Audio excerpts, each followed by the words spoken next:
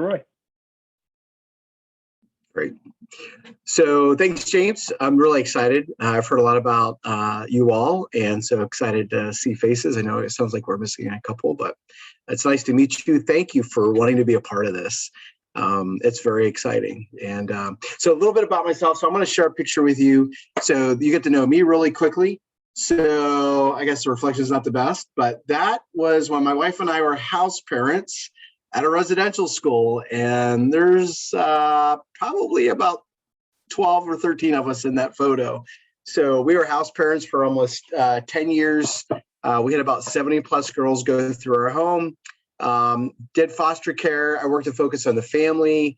I've worked with adjudicated youth. I ran a Christian youth camp, and now I'm here in Lincoln, Nebraska. So that's my life in a nutshell. But one of the things that's been, when we talk about the 40 developmental assets, I've been familiar with it for probably close to 15 years. And actually, while I was at Focus, got to actually develop a program using the asset framework. And actually using it and delivering a curriculum. We're actually measuring better outcomes in kids in some of the lowest income areas in the states. So it's something I'm very familiar with. I try to use it myself. So maybe not as good as the boundaries that Ronnie just went over with you, but what I love about it is it gives a really big picture scope of the important aspects of what we do from when it comes to raising kids. And actually, what kind of outcomes do we want in our kids, right? Because typically most parents are like, I want my kids, to be a little bit healthier, stronger, have a better outcomes than maybe what I had. We always aspire more and better for our kids. I know I do. I've got 3 of my own, and I want them to be more secure. I want them to be more stable. I want them to be healthier. I want them to flourish. And so what are those things? And what I love about the asset framework is one of the things that we learned is the more assets a kid has, the more that they tend to thrive in life or flourish in life. And so I'm going to share my screen, and it'll just be great for context for you. And here we go. So real quickly, Search Institute has been around for about 50 years. They've been serving close to 6 million youth. So they've been doing this a long time. It actually had its roots. Search Institute actually had its roots in the Lutheran Church movement. So the Lutheran Church was really interested in what are those things that kids need to thrive in life. And it started out just being 30. But over the years, and as they surveyed more kids, they've come to these 40. And 40's been here probably, I think, for like 25 to 30 years. So it's not something relatively new. But what they saw in kids, if they had these 40 things, you're going to see kind of the impact that it's had. So you'll see it here on that graph. If a kid has 40 assets, you're going to see problem alcohol use is 3%, violence 6%, exhibits leadership 87%, maintain good health 88%. And they relatively have a 3.3 GPA, kind of fascinating. So that's kind of what they've surveyed as they've looked at all of these kids. But as you can see, as you go down, the less assets they have increases actually a lot of the problematic behavior. Look at problem alcohol use, 45%, violence, 62%, maintain good health, 27%.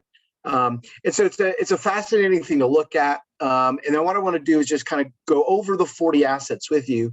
But this will kind of just give you a perspective of that, give you a perspective of the importance of the asset framework.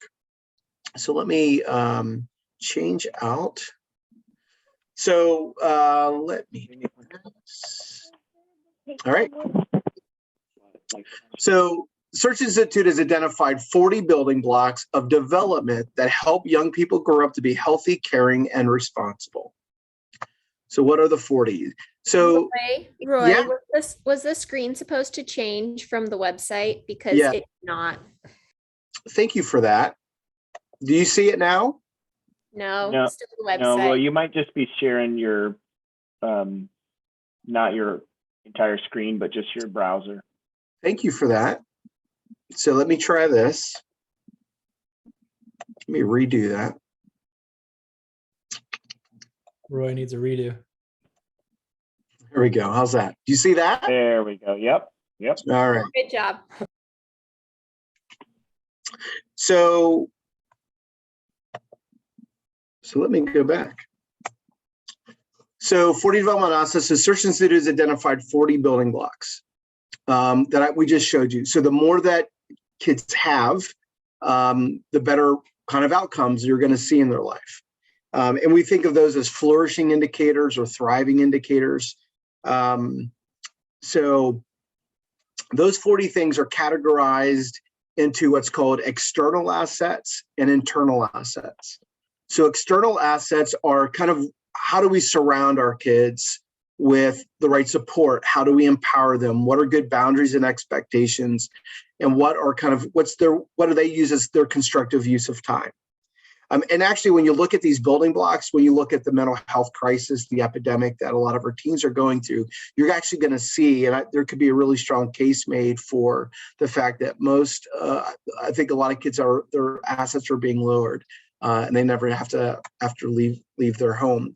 Obviously, COVID's had a huge impact on that. Internal assets, there is this idea of commitment to learning, positive values. So, honesty, would be one of those positive values, social competence, a lot of that has to do with relationships, then ultimately positive identity. So when you think about assets for support, so each of these play a critical role in the kids developing that. So do kids live in a caring neighborhood? What are other adult relationships? So for example, right? So kids who have 3 other positive adult role models in their life typically show better outcomes. A coach, teacher, Sunday school teacher. So one of the things that I've always talked about with parents is, it's really important to make sure that you're not the only adult voice in your kid's life. So who are those other adults that you can trust with your kids that's going to support kind of the things that you do, maybe not think exactly like you, of course, but really emphasize the same values you do. So, and the research again shows having 3 other adults that are doing that, investing in your kid actually has really great outcomes in their life. A caring school climate, positive family communication, what does family support look like? And then even being involved in school shows better outcomes in that. So, and then for each one, and I'm not going to get into all of these, but there are activities that you can do for each one. You're like, well, we do most of that already. One of the things I love about the assets is I really, in some ways, believe it's almost like, I want to be careful of this, but it's almost like if you could discover kind of a biblical design for how to raise kids really well. There is a lot of just great biblical truth. There's actually, we've created verses for each one. So there's just a lot of good design in this. And I think for most people that we do most of this. I've heard some parents say 40 things, like who has time for 40 things? Typically you're already doing most of these naturally. It really is about identifying areas that, well, what could I be doing better at? I'm going to be strong in certain areas. I might not be strong in other areas. But again, those play a vital role. It's not like you're trying to go for 40 for 40. This isn't about what that is. It really is just about a framework about, are we doing the right things for our kids so we can, again, get to better outcomes, so they can have better outcomes in their life. So for example, assets for empowerment. Kids need to feel safe. And boy, that hasn't felt more important than what we're seeing transpire in our culture and our media today. I know for me, I'm still processing all of that. But again, kids need to feel safe, physically, emotionally, spiritually need to feel safe. Does your community value your youth? What does that look like? Does your church value the youth? It's an important part, because if they don't, kids know that. And so I've been in situations where communities have valued them, and I have been in communities where they haven't. Does the community see youth as a resource? So I've been in churches that allow their youth to lead worship once a month. They are active participants in their in their youth are running a service or reading scripture. And so they make it very intergenerational. And you just lost me. Can you hear me? We Okay. can hear And- you and see your screen. We just can't see your face on Okay. the Well, Zoom. we're just gonna keep going with this, all right? So you know what I look like, we're good. Okay. So assets for boundaries and expectations. So part of that framework, obviously, and again, you just got a whole training on boundaries. But family boundaries, neighborhood boundaries, like what's your neighborhood like? Where can kids go? Who are neighbors that you trust? All of those things are, again, vitally important. About adult role models. What are expectations with other adult role models in your kid's life? High expectations, so it's interesting when you look at resiliency factors in children, the higher the expectations, and again, reasonable, healthy expectations actually creates and builds resiliency in kids. It's not lowering our expectations, it's actually having high expectations. So lots of great research around that. What kind of friends do they have? What's their positive influence, right? So when we talk about, peer culture isn't always negative. There's a lot of benefits to having the right healthy friends. And then even school boundaries, which, obviously is a huge topic in our culture and media today. But what really is, what is it like when I drop my kid off every day? And what kind of boundaries does that school have on my child? What kind of expectations do they have for my child? All of those kinds of things. And again, when school have healthy boundaries, again, that plays a really vital part of your child's understanding of who they are and, what relationships look like. And then assets for constructive use of time. So what does time at home look like? So when I look at, this is a fascinating thing. So we start looking at teen mental health, or we look at youth mental health, right? So as many of you probably are aware, the CDC and others have come out that we have a mental health crisis and epidemic. But you can't really blame high gas prices on Ukraine war as much as you can blame COVID on the mental health crisis. It was already trending in the wrong direction. COVID exasperated that a little bit. So it's made it worse, I think, a lot quicker than what was anticipated. But what I find fascinating, the fact that kids were home more, yet feel more hopeless, right? 4 out of 10 teens talk about being hopeless. Is what does that say about their time at home, right? How productive is that, right? So for example, one of the best and most healthiest things that you can do as a family, and you probably know this, is eating dinner together as a family, unplugging technology, everyone sitting around the table. If you're having dinner together 4 to 5 times a week as a family, it has shown better outcomes in kids, and actually in teens, it actually lowers depression in teens by simply having dinner together. It's a great connective time. So part of that is, how do you structure your time at home? It has, again, huge mental health benefits to that. What about creative activities? So what are the extracurricular activities look like? And I'm not talking about playing Call of Duty for 4 hours. So part of that is what are those creative activities? What's that look like? Are you engaging together as a family? Obviously, youth programs, getting them involved in sports or theater or whatever those things might be, those opportunities to do that. Now, religious community is a fascinating one. And the reason why when the Lutherans had it, what they would talk about, what's called about religious community today was about faith. And so they've kind of hidden this as a talking point now within Search Institute, because it's more secular run now. But they looked at, of all the assets, which one is the most important asset of the 40 assets? It was faith, actually. So when they look at a gatekeeper asset, it's actually faith. It's actually being a part of what they call religious community, but that's kind of shortchanging actually what the research actually says, to be honest. And we know that, right? Harvard has done some incredible research on that. Kids who attend church weekly and pray or meditate every day have lower levels of depression. There's all these kind of, when you look at risk factors, kids who are involved actively in faith actually have better mental health outcomes in their lives. So that's part of those kinds of assets and how are youth using their time. Any questions so far? I know I'm kind of skimming over this. There's a lot of great details of these things, but again, it's a great framework. And as James said, we'll talk more about this. And then we're looking at assets for commitment to learning. And so it's reading for pleasure, school engagement, how well do your kids bond to school, what's their achievement motivation, and then even homework. So again, really important things to be thinking about. When you start looking at assets for positive values, you're going to start seeing things that are really important in terms of honesty, integrity, responsibility, caring, which I would probably put in there, empathy, restraint, self-control. They've changed the wording. I think they're bringing it into a little bit more of a, I don't know, just a little bit more of a progressive, some language in there I find fascinating, but even equality and social justice. How do they care for others? How are they empathetic towards others?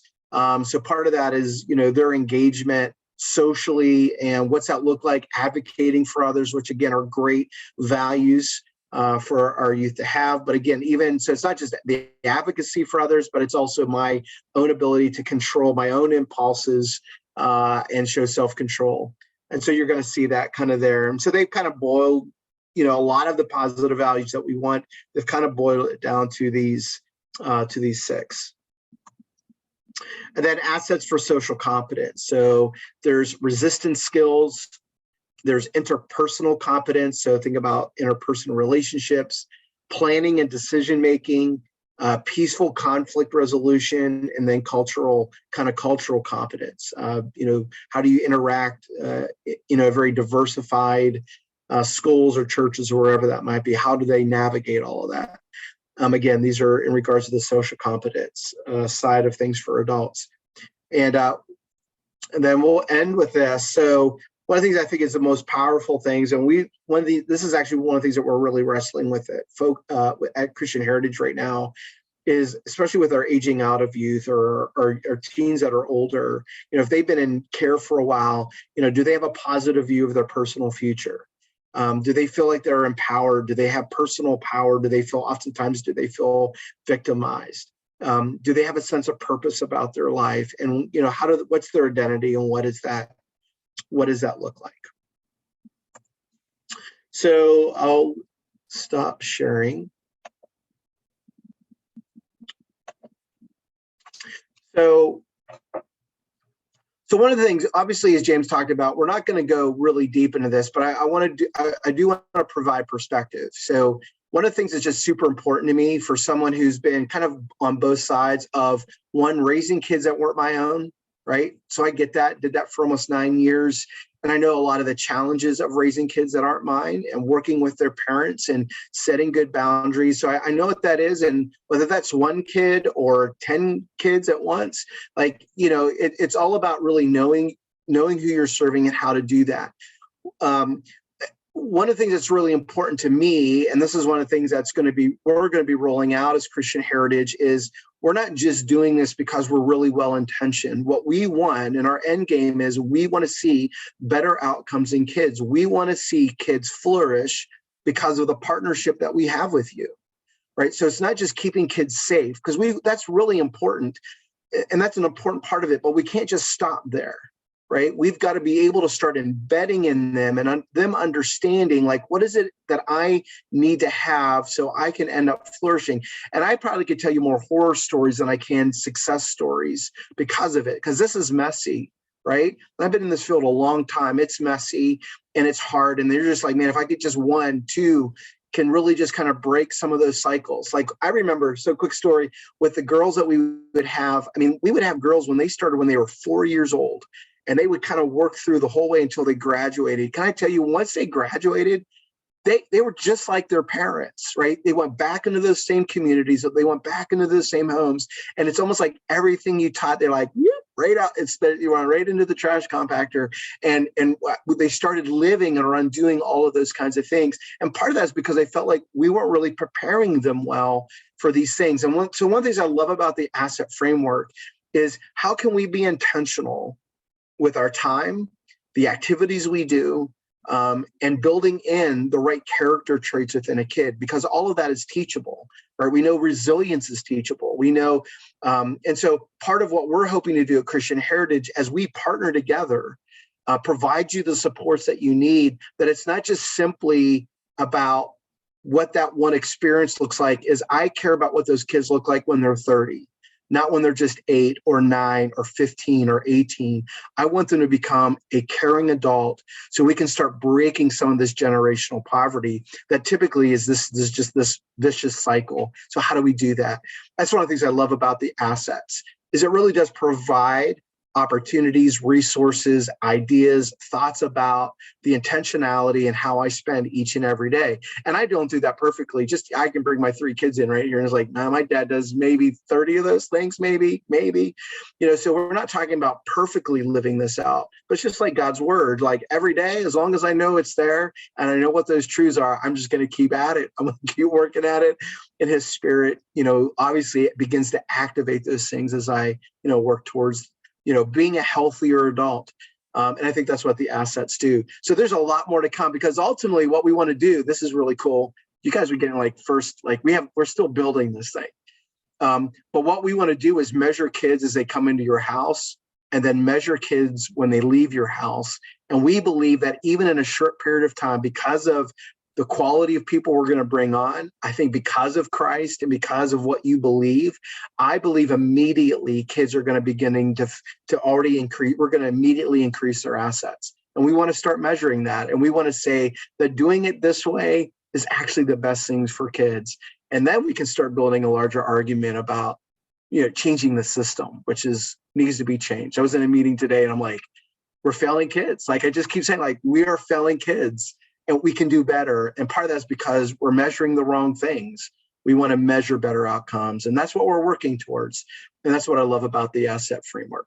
So anyways, any questions, anything I could shed light on? Again, I know this is kind of a teaser, but if you have any questions, I would be more than happy to answer those. I'm passionate about this stuff, if you couldn't tell. Because if not us, then who, right? And I believe it is about us. And it's about the gospel. I've been really wrestling with this idea of how trauma informed the gospel was, right? I just Jesus is probably the most trauma informed person ever. And I love that. And then experience his own trauma and restored and then redeemed that. And that's what we do. Especially when you think about it from an adoptive perspective, right? He provided the opportunity for us to be adopted into God's family. And he did it for those who were traumatized by sin. I love it. So that's what you're doing. So thanks for partnering with us. It's meaningful. Okay. I will add, Roy, Susan, as you think about, what you might do, and Ronnie, these are also talking and teaching points with parents, because eventually they're going to be going back, the kids are going to go back home, which is the goal of what we're doing, right? We want them the parents to have that time to do whatever it is they need to do to get to get the kids to be back home safe. But we want those parents to be equipped with these kinds of things. And as we've talked about this with our staff, we're like, a healthy family does a lot of these things naturally, because for hopefully generations, their parents have been doing it with them, and it's pretty natural. I think of the one, Roy mentioned about 3 adults that are not you or your spouse, who have a Christ-like influence on your kids. And it's like, oh my gosh, I could probably name 48 adults, right? But that's normal for us. That's just been the air that we breathe. We don't even have to think about that. But a lot of the families that we're going to serve, they're in the situation they're in because they have none. They don't have grandma down the street that they could call to say, hey, can you watch the kids for a few days because ABC, XYZ. So, and so as we work with parents, we're going to try to be instilling these things that you can do this with your kids. You can make that, like Roy just said, that generational change, and change outcomes for your kids, your grandkids, your great grandkids. It can happen. So it won't just be for the host homes. It'll be for our advocates too. Well, right. And I think that's the goal. I mean, this is when I think of what when we rolled this out at Focus, I mean, it's in 100 low income areas across the US right now. And so, our hope is when people go through the program, we're actually increasing assets. in some of the most, highly stressed parts of our country. And so we're seeing great outcomes, and they are consuming at a high level just the information and knowledge. And most parents, what's interesting is most of the adults that go through the program are saying, I never had these assets, right? So a parent can't give what they don't have. I mean, you can aspire all you want, but at the end of the day, if I don't understand that I don't have these assets, like I need to have 3 other people speaking positive things in my life. How can I expect just my kid to do that? So I do think that there's a lot of power to it. And James is right. Our goal is to actually begin to really start changing some of these really bad generational cycles. So that'll be the end game. One thing I'm going to add is I'm finishing up school as a community health worker and we're doing a lot of talking of the social determinants of health, the ACEs, and all this. This is the positive spin on the ACEs. Yes. So, and I'm looking at this and then putting into my work life, I'm going, ooh, okay, these boundaries, I need to look a little bit better and incorporate this at work. Some of these, and I'm going, okay, there's so much that I want to just kind of get in there, because it's not just families together.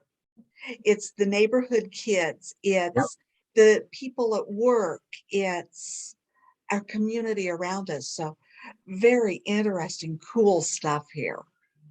So Susan, what's interesting, so Search Institute this fall is actually doing a major study and comparing the developmental assets and relationships to the ACEs. So they get major multi-million-dollar grants through other foundations and stuff. And so they do these really big national studies, and they're actually doing one this fall on ACEs. I cannot wait to see what the findings are and the research that comes from that. So I'm super excited about that. I'm excited to see what happens too. Thank you. Yeah, but that's what I love about the assets. It does focus on the positive attributes and outcomes for teens and youth, which I just love the strength-based approach versus looking at what's wrong. It looks at what's good and what's healthy and right. And then again, that sets those expectations. Like, I can do this. I think when we've done this with families, like we rolled this out into Santa Ana, California, so Orange County. At the time, I think it had over 100 registered gangs. We were connecting like Saddleback Church, so Rick Warren's church, and Mariners Church there with local school districts. And it was really, so we were training church leaders to actually do this within the schools. And it was amazing. Like, I think even parents are like, I have like 20 of the 40, I didn't think I had a shot at this. And actually, I'm a lot better than what I thought. And so it was just fascinating. And just that perspective change of like, I wasn't a hole as deep as I thought I was. Like, I can do this. And that perspective changes everything about like, I do have lots of things to offer my kids. Yes, you do. Like, if not, God wouldn't have given you kids. So God gave you kids. So, so there is this ability for you to provide exactly what your kids need. And so that's one of the things why I'm such a huge fan of the asset framework, because it is so positive and strength and based on resiliency factors within kids. So it's good stuff. I'll shut up now. Awesome. Well, Roy, thanks for hopping on. If there's no questions, you could pop off if you want. You could stay. I would love to hang out with you to the end, if that's okay. Great. That's totally great. I'll shut up though. We're just going to take time. If you guys have questions about anything that's gone on in training, anything about your approval process, Susan, about anything you want to ask about, anything about Christian Heritage. Roy's here. You got Roy also. So yeah, it's your time. We don't have to go until the end. And I know with a couple couples gone, there's not as many people to feed off of questions. I know how Q&A times work, because usually one person goes, then it keeps going. But if you don't have anything, we're done. If you do, we're here for you. So go ahead if you got questions, comments, anything on your mind. I was actually wondering, is there like a target frequency of host homes hosting children? We are always going to have you full, always, period. I mean, like tomorrow. Yeah, you already don't live Ready? with Are the you ready mom. tomorrow? We want to Okay. push Evan's commune to say yes all the time. No. Funny. In general, we don't have a time frame of how frequent. If you have opinions about how frequently you would like kids in your home, let us know. And we'll just unless there's a situation where we're like, we're gonna call, but preface with you can say no, like you have the freedom to say no to this. Yeah, but outside of that, I usually try to give breaks if I have the capacity to. So giving that space when you have, especially if you've come off of a hard draining hosting that is still emotionally, like that communication and things that are still going on. We don't want you feeling like you need to be in multiple places at once. So. Yeah, we don't really have a question like that on the self-study. It's probably an awkward question to type out. It's hard to explain because, say you host, a couple kids for 2 weeks and it just goes great. And then you're like, yeah, hey, call us again next week. Great. But then there might be times where it's like, well, we did 5 weeks and it was really hard. And then now we have vacation coming up. It's just like, that's an awkward thing to put in a text box on a form. So I think just communicate your desires to Libby and we'll work with you. Have good boundaries, right? We will not be offended if you say no. And it's not like we share with families like, oh yeah, the Hatcher said no again. Like we don't do that. So nobody needs to know that. That's up to you guys. Again, we said this at the very first week, like this is a volunteer program all around. It's volunteer on the parents' side. It's a volunteer. You're a volunteer too. So. I also want to say that it's going to be different for each hosting, because after the first hosting that you had, you were exhausted, right? Because that was a whole lot of children. After the second hosting you had, you were exhausted because that was a whole lot of mom, right? There are also going to be situations where you may connect really well with the mom. And if you connect really well with the mom, there may be times that you want to stay available to that mom. Like I said, the mom that I spoke about earlier, that family has not taken any hostings for 2 years. But every Friday, the mom of the child that they hosted brings that child to them. They watch the child overnight. She goes home as a single mom and cleans her house and goes grocery shopping and does her laundry and gets a full night's sleep without being, woke up by this little Fathered, boy. let's be honest, fathered by her son. And then she goes out Saturday. If she's not working, sometimes she has to work on a Saturday, and the host home keeps that little boy while she's working on Saturday because there's no daycare available. And then she goes out and gets him. And I talked to them recently and they said, we're really glad you're doing a training. Someday maybe we'll do it again, but right now we feel like this is what God is calling us to do. So some families are going to do that. Some families it's going to be, nope, okay, we're done with this one. Give us a little bit of time or a month or whatever, and we'll be. So you guys get to write the book on that.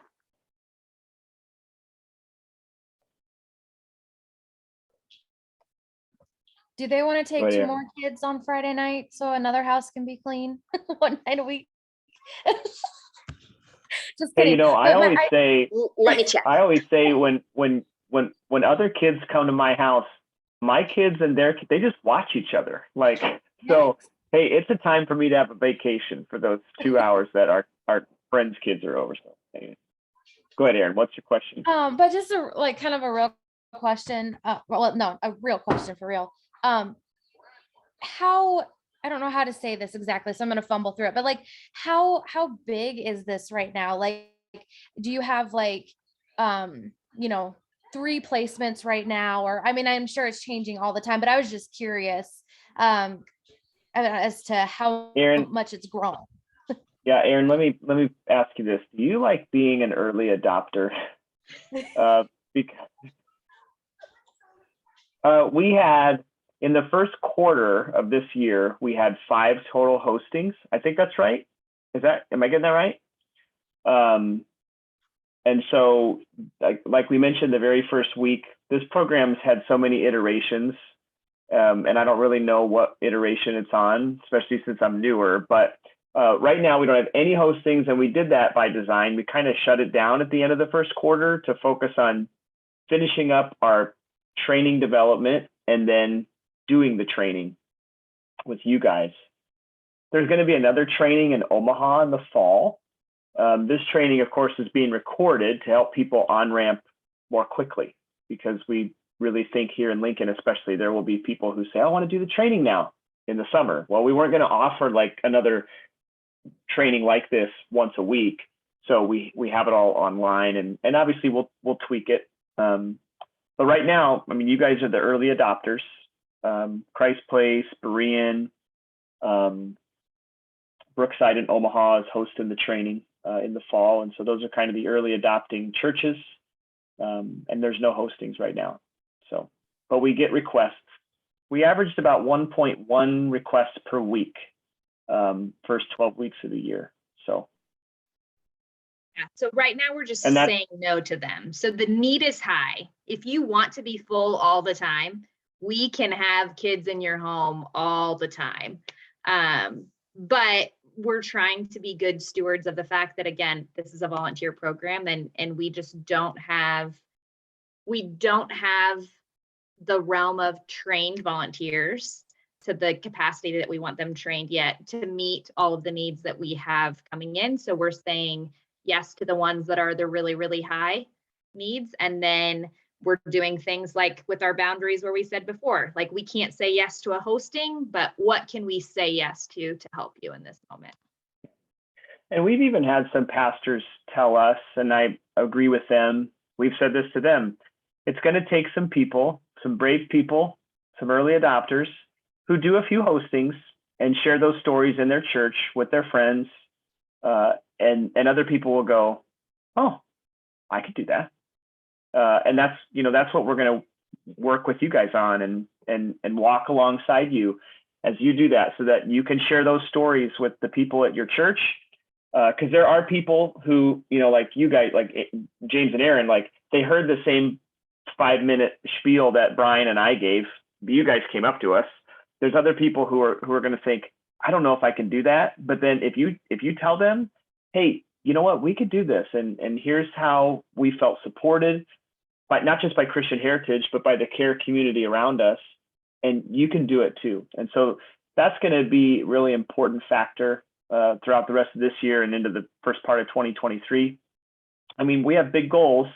I mean, I would love to see 100 host homes by the end of next year. Like that, you think like that's a long way away. Well, that's only like 18 months. That's not a long way away.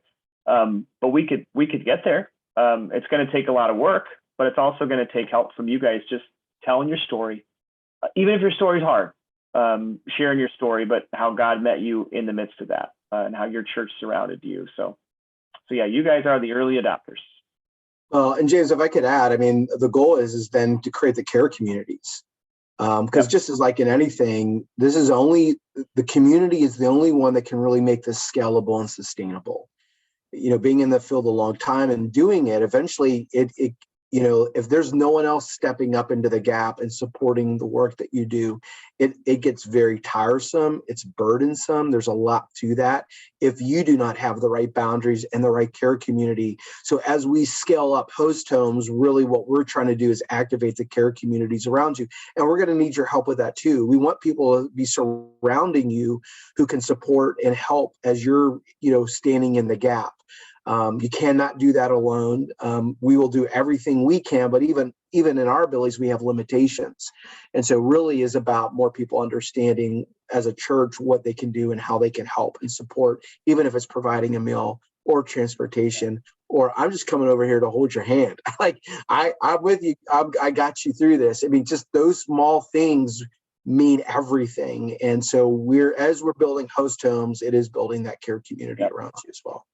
And I don't know, you guys can give me a thumbs up if you did it. We had that care community exercise. Did you guys do that? Did you see that? It's okay. No guilt, no shame if you didn't. So I would say, you know, after we're done here tonight, you know, in the next couple weeks, as you finish up your other things, we're gonna, you know, Libby or I, or both of us will touch base with you guys on that. In terms of, you know, like the homework for tonight, the reflection on boundaries, like that stuff's really important. But in terms of like practical activity to increase the likelihood of success, that care community name storming is going to be at the top of the list, because you guys know people that we don't know. I could go and talk to pastors at your churches or ministry leaders, but you know, they have a billion things going on. I used to be a pastor, so I know there's all, you know, volunteers for church things, but you have friends that you're uniquely connected to that you can share what God's doing in your life. And so in that form, or that worksheet, if you go back to that, you'll see all those different categories of people. I remember when and I've talked to Libby about this, like you go on a mission trip and you have to raise money, or you go into ministry and you have to raise money like I did. And you're like, hey, you need a list of 200 people that you could raise support from. And you're like, I don't know 200 people. And then you start to list all these categories and all the different circles that you have and that you walk in. And all of a sudden you have a list of like 350 people. Of course, nowadays, right, there's Facebook. And so you're like, well, I actually have 1.1 thousand friends. And I don't know how I know all these people, but they're there. So you have these connections, and some of them are deep. Some of them are, you know, typical friendships. And then there's, you know, the weaker connections, but you have all these connections.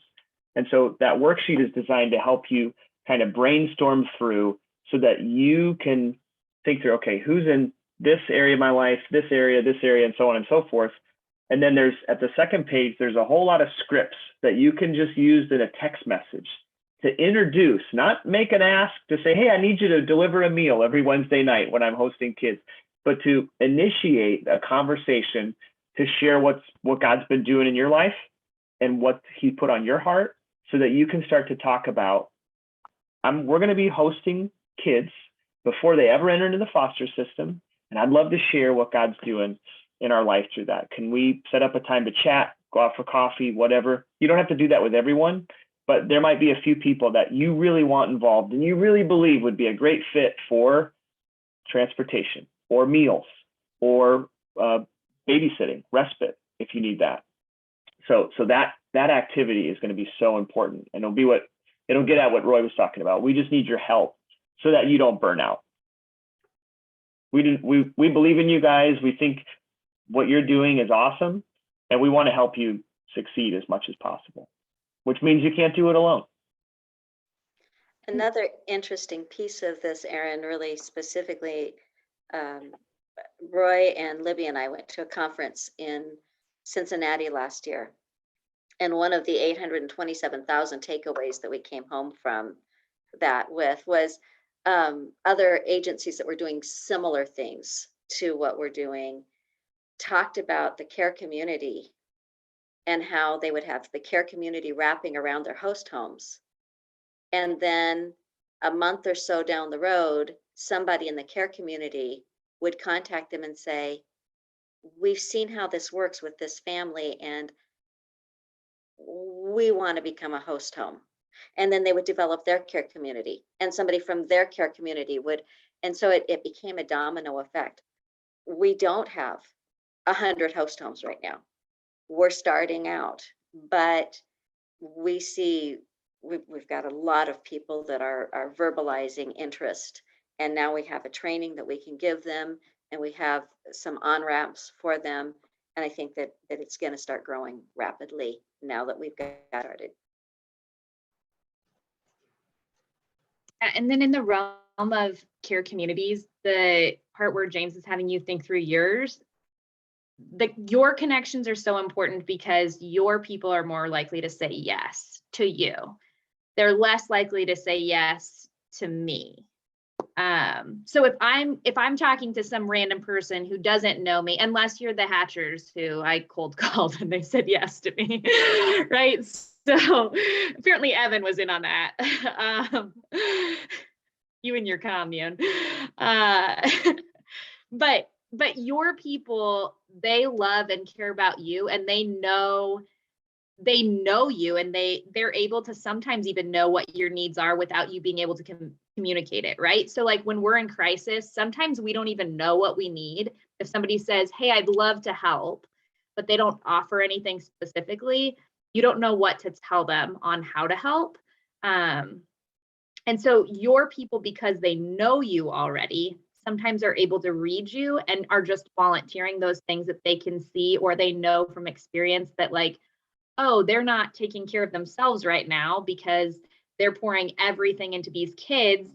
I'm going to go pick up their favorite drink and just drop off some caffeine at their house for them. Or I've got extra space in the van today and we're going to the pool, like we'll pick up the kids and take them with us, things like that, because they know you and they know where your lines are in the realm of when you're pouring out and what you need help on.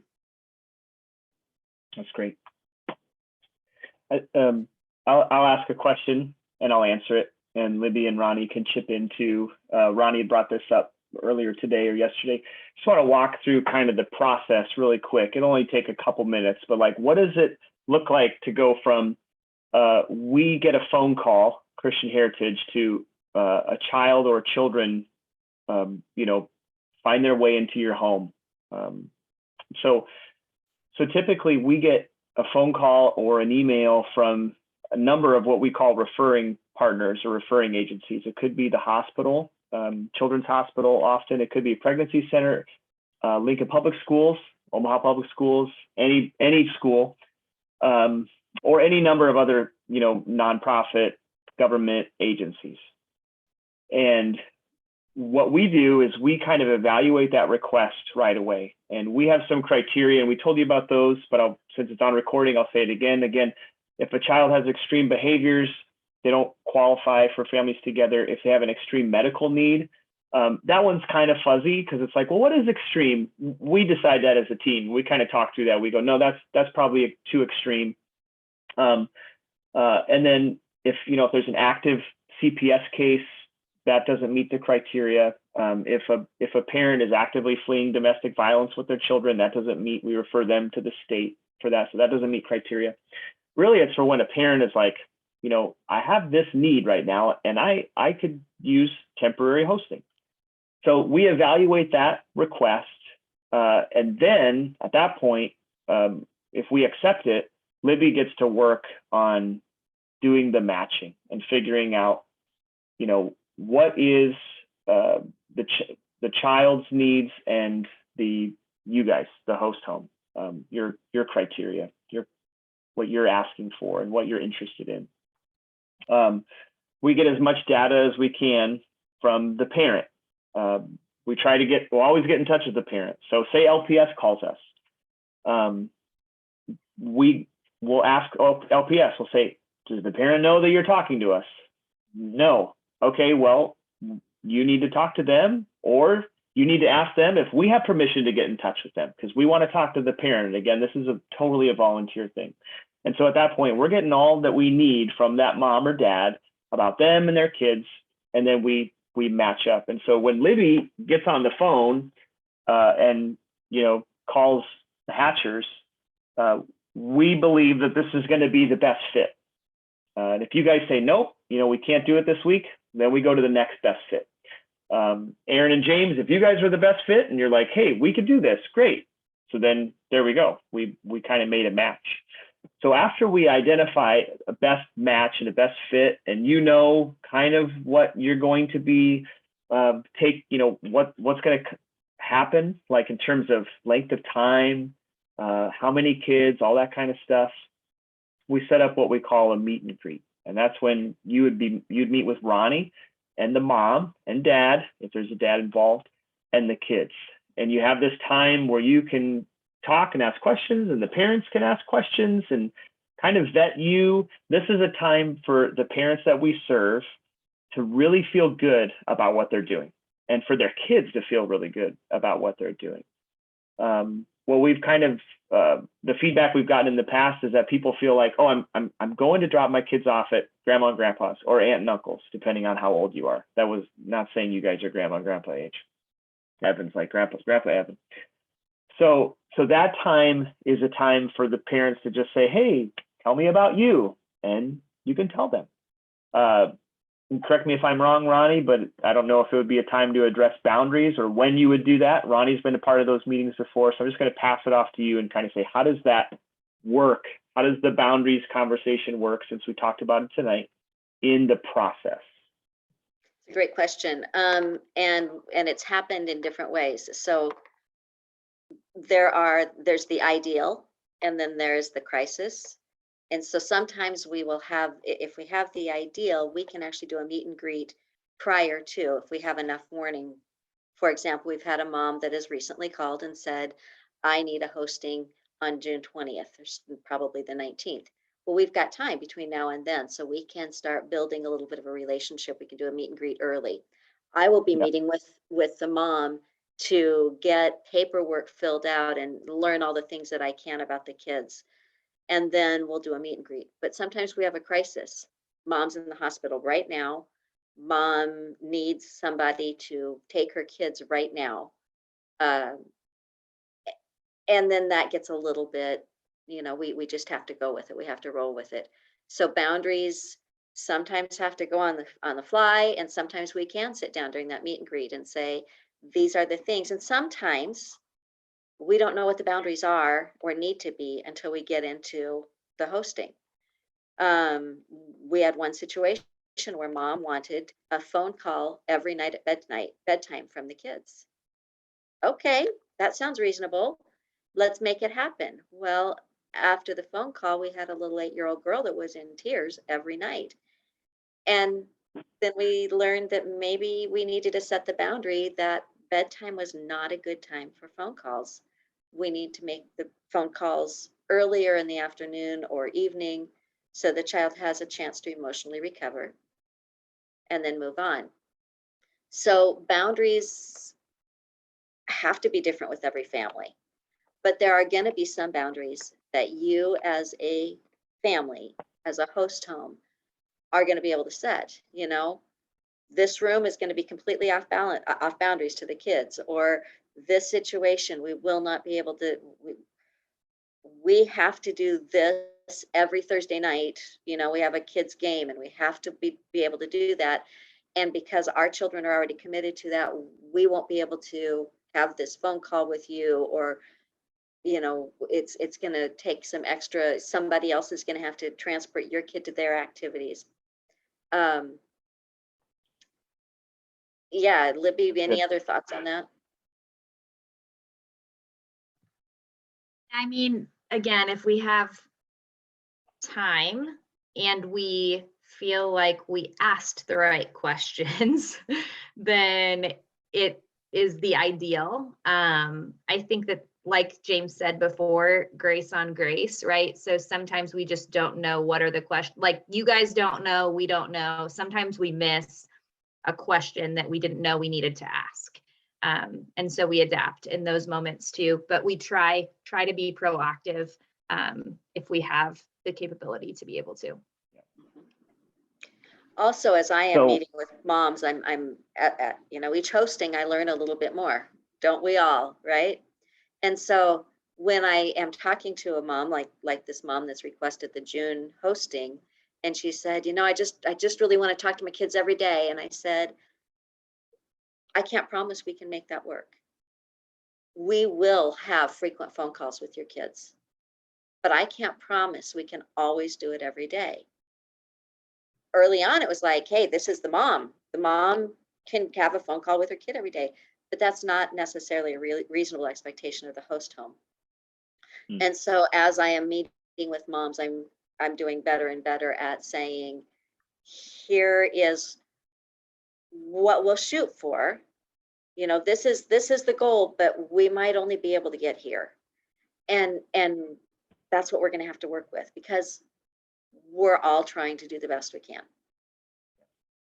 And I have appreciated that between our first hosting and our second hosting, like the program changed and our hostings were like 2 weeks apart, 3 weeks apart. They really, okay. But like you guys had already learned and adapted what you were doing between 1 and 2. And I think that shows that you guys are willing to learn and you're looking at the right points of data and asking the right questions. So that was really helpful. Yeah, and the front end work that you guys do is super helpful. Like even the silly stuff, like when they're like knowing what nightlights they need, knowing what stuffed animals they need, knowing how they react, like on a piece of paper saying this child does these things when she is feeling overwhelmed about this. And there was like specific tangible points on every kid of like, this is how they might react. They might throw something across the room if they're upset at you, or they might, it was super helpful. And Great. even like our last one, you were keeping us in context of what you were learning about mom and trying to give us a better picture of why she might respond a certain way or certain topics to avoid, or if there's conflict, maybe just ignore it and she'll talk about it tomorrow. And that worked for us. We just And whatever you dance do, around the don't send subject and- pictures of her kid eating spaghetti squash. Just don't. No, we can't send pictures of Just her. not frizzy good. hair. Don't do that. Never Can't have spaghetti. frizzy hair in a picture. Don't let her dress herself either or wear color combos that you think are appropriate. Aaron James, just know your experience will hopefully not be as dramatic Different. as the small stories we're sharing from the beginnings of this It will be. process. It It will. will be. They will be just as silly. Well, if So I you'll could get say, I that- think, well, goes back to what James is talking about. I mean, I think part of this is you're helping establish best practices, right? So you're in some ways like Lewis and Clark, right? You're like, well, we're going to make the path for everybody else, or we're going to learn what to do, what not to do. And so I think, but the good thing is for those following along, this is all about adaptation, but establishing best practices too. It's not always about flexibility. It is about us building good boundaries. Hey, this is what has worked. This is what hasn't worked. You step out of that, good luck. Like we'll be there too. We'll learn from that too. But it is Yep. about establishing best practices. Well, Roy, I I think will you've add- got the right people in the positions that they Yeah. need to be. Yeah, I Yep. will say to you guys, don't be afraid. You'll mostly be contacting Libby, but if you happen to communicate with Ronnie, or on the off chance you talk to me, do not be afraid to just be brutally honest and say, hey, this happened and this sucked and I just did not like the way this worked. And we will look at it. We will listen to you. And our team knows, like, I am incredibly flexible. Like, I am committed to the mission of what we're doing, but there are probably a million ways to get there, and we're trying 10 of them right now. So please be honest with us. And again, we'll never guilt or shame you. We will just say, okay, let me write that down. Thank you. Because we want to hear that. So if you're listening on the recording, same to you guys, like, please tell us, be honest. So you'll get all that data, those documents, Evan, you mentioned from Ronnie, because Ronnie filled all that out and basically interviewed the family. Here's everything you need. At that point, Libby's going to work with you to really activate that care community. And so hopefully it's not an emergency hosting. Hopefully we have some time where we could send out some text messages to the people in your life to say, hey, I'm going to be having a hosting on Friday. It's approximately going to last maybe a month, maybe 6 weeks. And I'm going to need some help. And I want to give you guys a heads up. I'm going to be contacting you later this week. So that's, at that point, we're going to be activating that care community. And then the other thing that we'll do on our side is we'll get in touch with your church and whoever's overseeing families together at your church. We just want them to know that they can care for you, they can check in, they can pray for you, and just so that they're in the know about what's going on in your life. So don't be surprised if some ministry leader or pastor from your church randomly just sends you a text, email, or phone call. And it's like, hey, I heard those. That's because somebody from Christian Heritage told them, and that's the point. We really want this to be a partnership with local churches, and so that's the heart behind that. So. So then at that point, then we're at the point where we're waiting for the hosting to start. And if it's a couple weeks out, great. If it's an emergency one, we'll roll with that. But once a hosting begins, you know, that care community is what is supporting you, but we're always here for you too. And Hatchers, you know, Libby's just a phone call or a text away. If you can't get a hold of her, you can get a hold of Ronnie, you get a hold of me, you get a hold of Roy, you get a hold of anybody. There's somebody that you're going to be able to get a hold of. Again, we've talked about this, I think, in week 2. You know, in prevention work, you're going to deal with some trauma, but a lot of it's going to be on the parent side. And so, Susan, that's where, you know, if you're working with moms, Ronnie, all the moms, Ronnie's going to be working with volunteer advocates who will be working with moms. You know, a lot of the times the trauma and drama is on, you know, that side, which Hatchers, you felt some of that because some of that came, you know, kind of sideways at you guys with the color of clothing and spaghetti squash. And for what it's worth, I like spaghetti squash. Those were such With marinara, it's great. It's great with marinara. Those silly So- things So that we bring. I also want to Yeah, so- emphasize the spaghetti squash and the clothing color issues all happened within a couple of days before mom had surgery. And mom was extremely stressed about her surgery. And Yep, up and down. Yep. every little thing, she was already so much in survival mode and in fight or flight that every little thing, oh my gosh, I don't like spaghetti squash and they're feeding it to my child. That was like so huge. She got out of surgery. She got to not home, but got out of the hospital.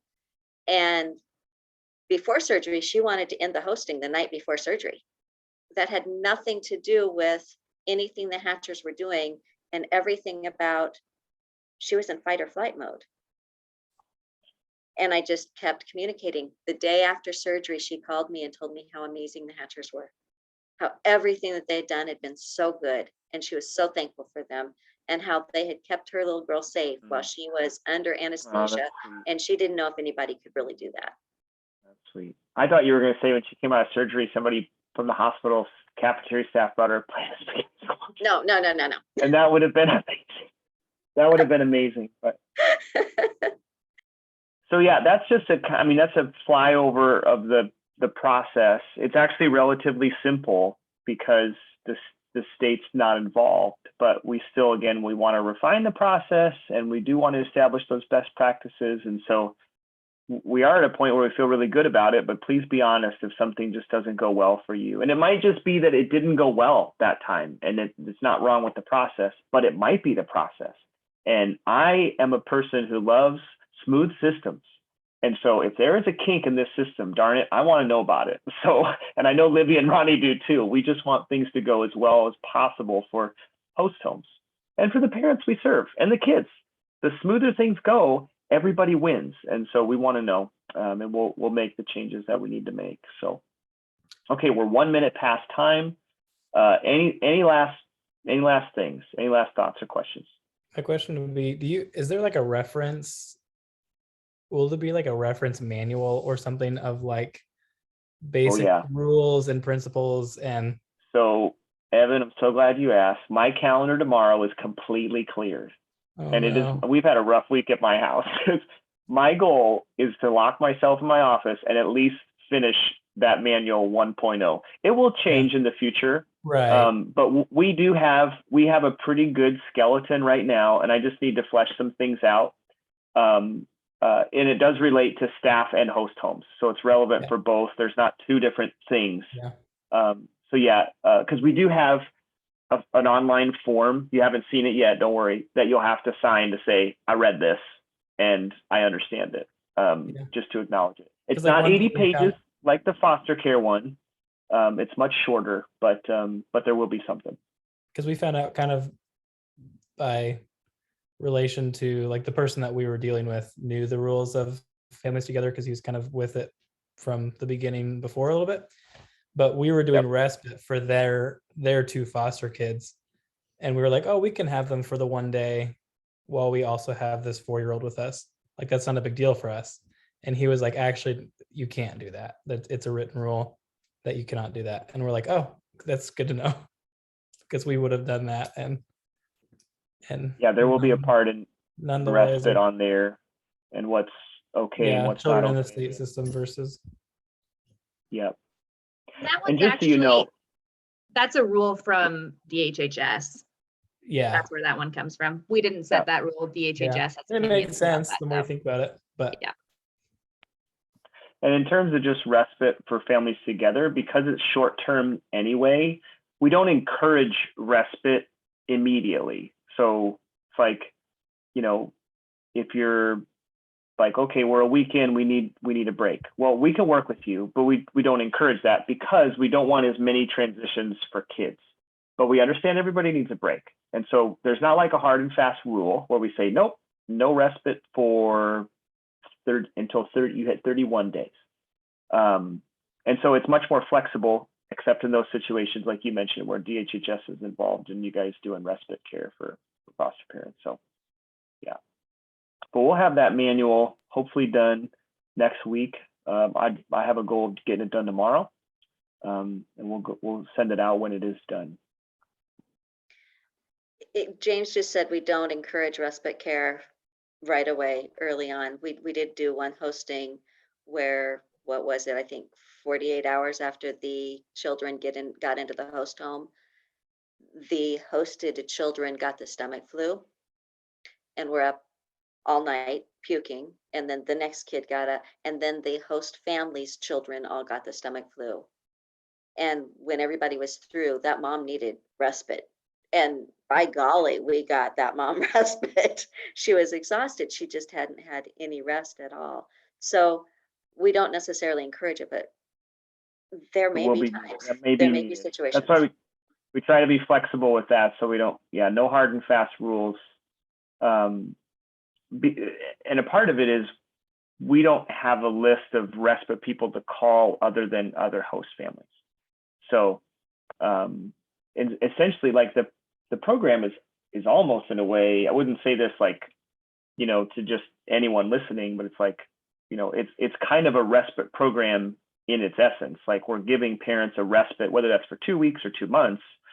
But yeah, if there's something that comes up like what Ronnie mentioned, just please tell us. Like, again, we're like the no guilt, no shame crew. Like, we're not going to go, oh my gosh, you couldn't even hack it for 48 hours. Like, come on. Like, no, we will not do that to you. So we're here to help. We'll work with you. Yeah. I mean, here's an example. This could happen, right? So what if you take in 3 kids, and then a parent or grandparent passes away, and you only have to go, maybe the funeral is 3 days later in Lincoln. It's in your town, or it's in Milford, whatever.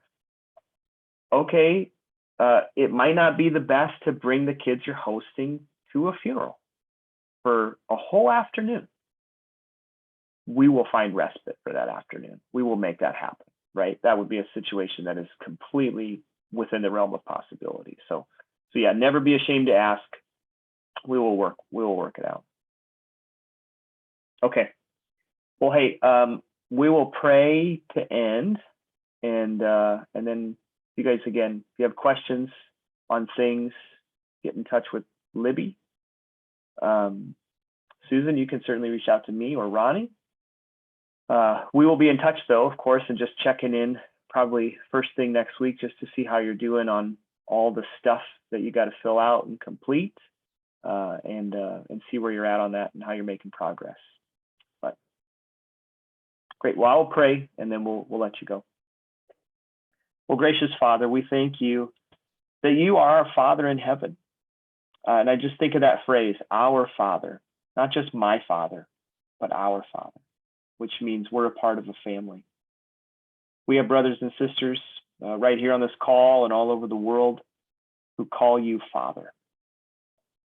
You put us together by your grace so that we would know what it means to be loved and what it means to give love. And we thank you that as your people, that's our privilege and honor in this world, is to show the love of God tangibly through our care, through our compassion, through our empathy, through our boundaries, through our giving, and through our receiving. And we pray that as we seek to love vulnerable children, vulnerable youth, and their families, that we would be ambassadors of your love. God, we are not fixers or saviors or messiahs. We're not problem solvers. We can't have everything, end with a nice, crisp bow on every story, but we can be ambassadors of your love. And we pray that we would be that as Christian Heritage staff, as host homes, as advocates, as care community members, that we would show the love of Christ in really tangible ways through our hospitality. God, we pray that as these couples go through their approval process, that you continue to lead them, that God, they would be encouraged as you put this call on their life, that you would surround them with friends and family who will be a part of that care community, that you would surround them with people from their churches that they haven't even met yet, who will support them as members of a care community. And God, I just ask that you would bless these host homes, that you'd make your face to shine upon them, that you'd smile upon them, that you'd encourage them. And we pray for the families that we serve. God, we know that the need is great. It's probably bigger than we can meet. And yet you are a big God. You're not even big. You don't have a size. You're infinite. And so we know that you can do abundantly more than anything we can ask or think. And we want to serve people in our community who have needs, who are in crisis, who need support. And we are ready to do that. We pray that you'd fill us with your spirit and empower us to do that for your glory, so that the name of Jesus would be known among the people we serve, but also throughout Nebraska, throughout this country and the world. Ultimately, that's our heart, Lord, for people to know you. We thank you, Jesus, for this training in the last 4 weeks, and we pray that it would bear much fruit in the lives of all the people who took the training and in us. We trust you, Lord, as we go forward, and we trust you in families together. We know that you're doing something great, and we are so thankful that you've included us to be a part of it. In your name, Jesus, we pray. Amen. All right, guys. Well, thank you so much. And we'll be in touch. We'll talk to you sometime next week. If you have any questions in the meantime, get in touch with us. All right. Okay, take care. Thanks, everyone.